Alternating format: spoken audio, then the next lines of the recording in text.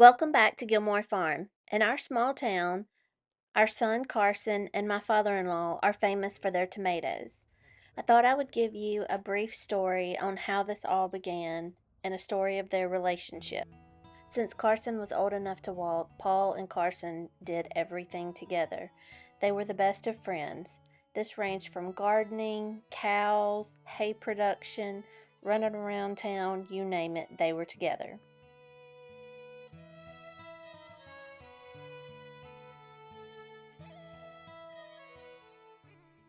Here are some early pictures of Carson with his tomatoes. He loves them any shape, form, size. He's also a big fan of corn. In 2020, Carson's logo was made by his marketing department, me and his dad. One of the highlights in the evenings is taking walks to go check out the status of all of the gardens on the farm. Carson loves to show you everything growing and can even be seen here taking pictures of his melons. Now, once tomato picking begins, we gather in Nana and Paul's garage to wipe down all the tomatoes and bag them up to prepare them for the sale the next day. This is Carson's original stand, very simple, very plain.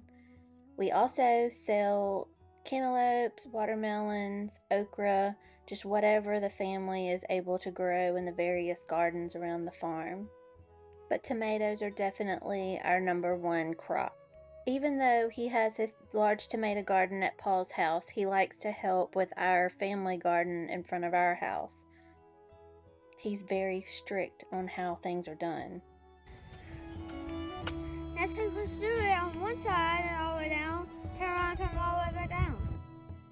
He definitely keeps us in line and is such a hard worker. We introduced some new things like carrots, cut flowers, onions, and other things that Ella has really enjoyed.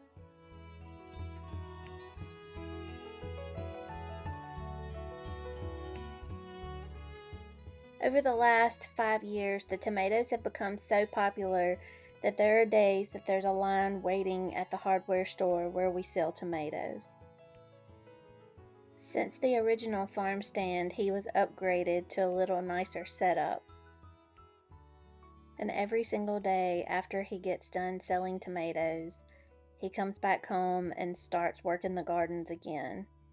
My father in law always grew the most beautiful flowers after the tomato season was over, followed by turnips and collards and other things. Here are just a few pictures of the kids planting our family garden at our house.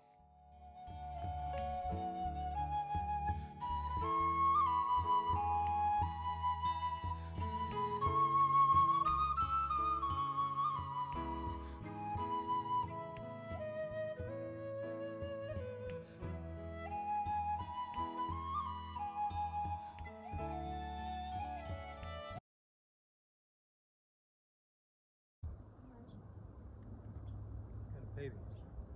Watch the baby, don't cover dust. These video clips were captured by our oldest daughter in March of 2024. Sadly, this is the last time Carson and Paul planted tomatoes together.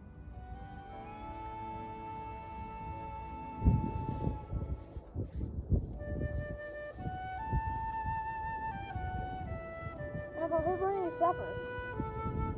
Have no food. And Jelly bring. Could be my dad, or dad.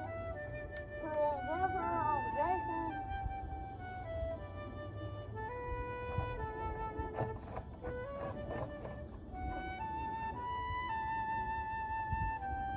Why don't you go up there and look at Stop. we're getting piles more, there may be another bag there. Where? Paul passed away in April of 2024, and it was a really hard tomato season, but the six of us and some really great friends pushed through, and we had a great, successful tomato season. Fast forward to this year, my husband has had a heart attack. We've lost both of his parents in a very short amount of time. So the $1 million question that we get asked almost on a daily basis is, will you grow tomatoes again for 2025?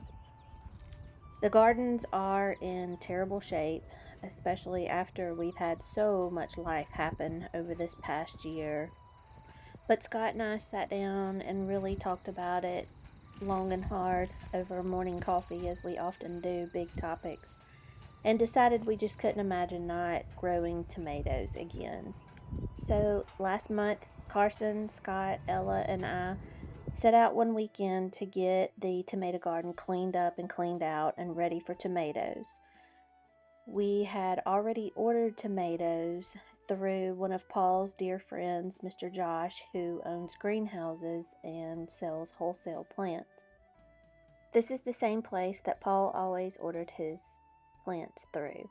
Mr. Josh was shocked we only ordered 100 plants, since Paul always did around 200, and last year's record was 210, which was the largest number they had ever planted.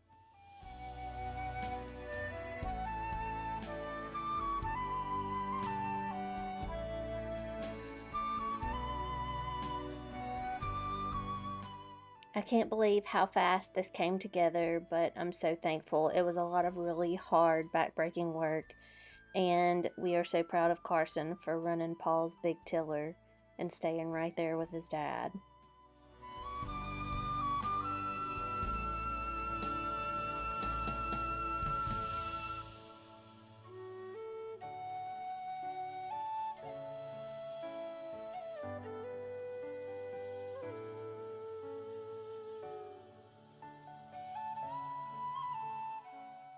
Now, this was a sight for sore eyes.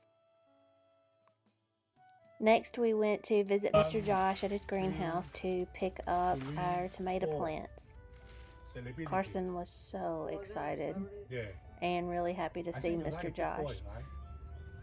And per usual, Josh ordered extra, so we ended up with 106 tomato plants.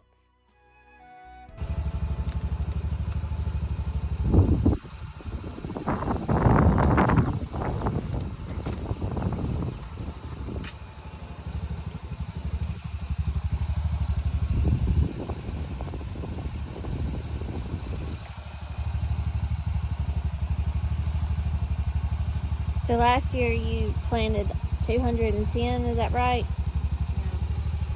Yeah. And this year we're going for about 100, huh? Yeah. They look great, don't they? Good morning. We are trying to hustle and get tomatoes planted.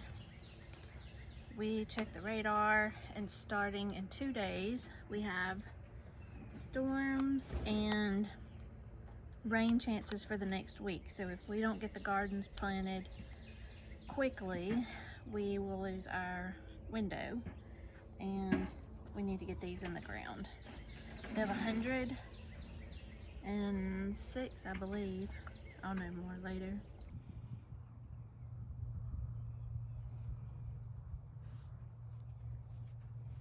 Is that 4 feet apart?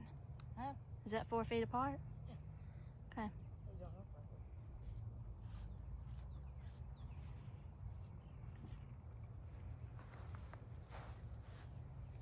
Carson and Ella worked so hard and so fast to get these tomatoes planted.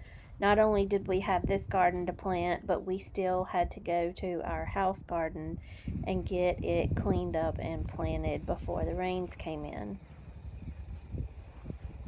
Seeing how far we came in just a couple of weeks and seeing these 106 tomato plants in the ground was so exciting and nerve-wracking at the same time, because obviously we want them to be as great as Paul and Carson's tomatoes always have been. But those are pretty big shoes to fill, so we shall see.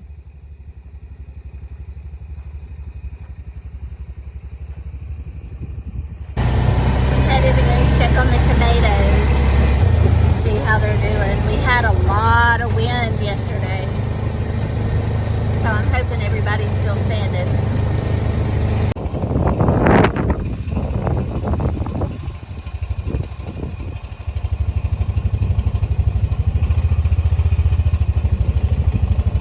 Everything looks good so